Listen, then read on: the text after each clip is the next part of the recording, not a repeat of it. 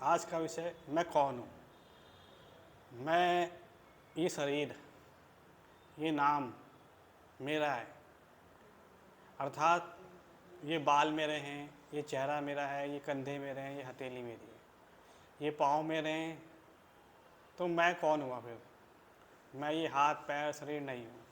मैं एक जीवात्मा हूँ। वह जीवात्मा जो ईश्वर का अंश है, परमेश्वर का अंश है, ईश्वर का अंश है। परमानंद की प्राप्ति है। आत्मा से परमात्मा की प्राप्ति, यही आनंद है।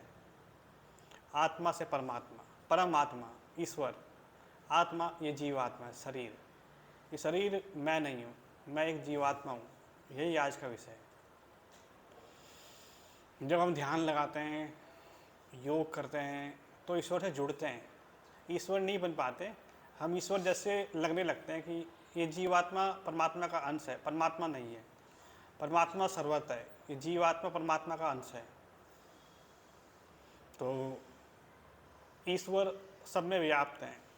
ईश्वर आत्मा से भी सूक्ष्म रूप में विद्यमान है।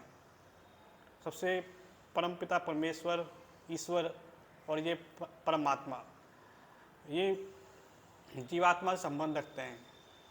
जैसे ये शरीर हमारा है, तो ये जीवात्मा भी परमात्मा की है, जिसका हमें बोध ही नहीं है कि परमात्मा कौन है, आत्मा कौन है। हमें तो बस अपना खाना है, अपना नहाना है, अपना धोना है, अपनी नियमित दिनचर्या करनी है। लेकिन ईश्वर के लिए कभी समय नहीं निकालते हैं। कभी प्रत्यक्ष से परोक्ष को नहीं देख पाते हैं। जो प्रत्यक्ष है उसी को सब मान लेते हैं। अप्रत्यक्ष जो है वो हम कभी ढूंढ ही नहीं पाते। हमें समय नहीं लगता, हमें ज्ञान ही नहीं है कि अप्रत्यक्ष कौन है। जो सामने है वही हम सच मान लेते हैं। हमारी आंखें जो दिखाती हैं वो हम सोचते हैं कि हम ऐसे हैं। हमारा जो मुख बोलता है, वाणी जो बोलती है, सोचते हैं कि हम ऐसे हैं। हम जो कार्य करते हैं तो हम समझते हैं कि हम ऐसे हैं।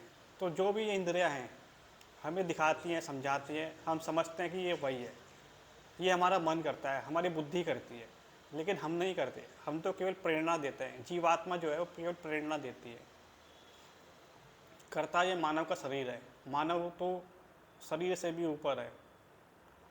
तो बहुत सूक्ष्म ज्ञान होता है जीवात्मा का, परमात्मा का। हमें अपनी दिनचर्या में थोड़ा समय प्रत्यक्ष से अप्रत्यक्ष की ओर जाना चाहिए। अर्थात जो दिखाई नहीं देता उसको समझना चाहिए। उसको समझना ही हमारी ज़िंदगी का उद्देश्य है, जिसे हम मोक्ष कहते हैं। जन्म मरण से छूट गया हो तो मोक्ष भी जीवात्मा को ही मिल पाता है। शरीर तो यहीं रह जाता है, शरीर का कुछ नहीं होता, शरीर तो नश्वर है। तो जीवात्मा ही हमें मोक्ष दिलाती है।